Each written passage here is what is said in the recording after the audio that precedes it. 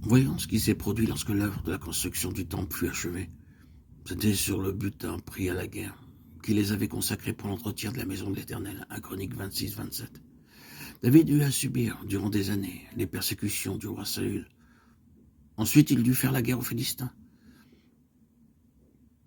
Mais il nous a dit aussi qu'après chaque victoire, ils purent rassembler du butin. Leur première pensée fut celle-ci. Quelles sortes de matériaux seront les plus utiles pour la construction de la maison de Dieu?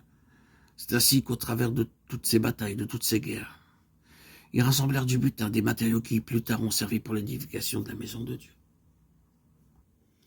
Il en est de même pour nous spirituellement. Notre vie chrétienne est comparable à une guerre spirituelle, comme cela nous est toujours à nouveau rappelé. Nous avons beaucoup de luttes intérieures et extérieures à traverser. C'est une bataille qui durera toute notre vie ici-bas.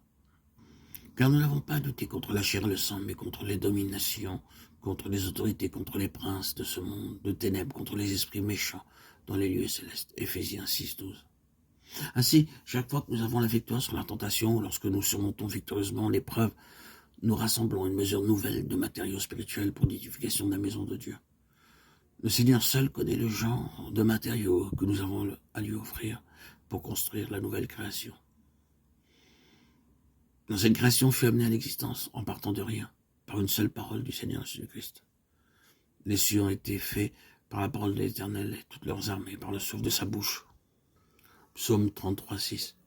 Par une seule parole, redisons-le, les cieux entiers furent créés, et c'est à partir de rien. Notre Seigneur parla et la chose parut. C'est à partir du néant que tout fut amené à l'existence. Au commencement, sans qu'il fût nécessaire de labourer, de semer, de travailler la terre, tout fut créé spontanément, tel quel. Puis Dieu dit que la terre produise de la verdure, de l'herbe portant de la semence, des arbres fruitiers donnant du fruit, selon leur espèce, et ayant en eux leur semence sur la terre. Et cela fut ainsi. Genèse 1-11. C'est ainsi qu'en partant de zéro et par une seule parole, tout fut amené à l'existence. Mais en ce qui concerne la nouvelle création, elle ne peut être créée que par notre collaboration avec le Seigneur. C'est pour cela que nous sommes appelés par notre nom dans la nouvelle Jérusalem.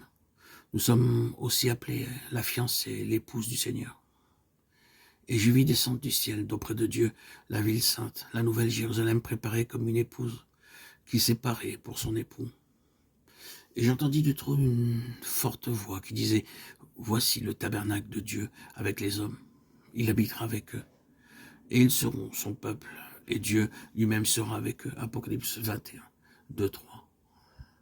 C'est ainsi que nous tous, réunis, nous formons la nouvelle création de Dieu pour les âges à venir. Toutes les épreuves, les afflictions et les luttes que nous traversons et que nous passons victorieusement sont l'occasion pour nous de rassembler des matériaux pour constituer la nouvelle création de Dieu.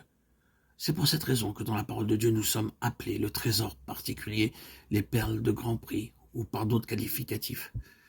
Car l'Éternel s'est choisi Jacob, Israël, pour qu'il lui appartint.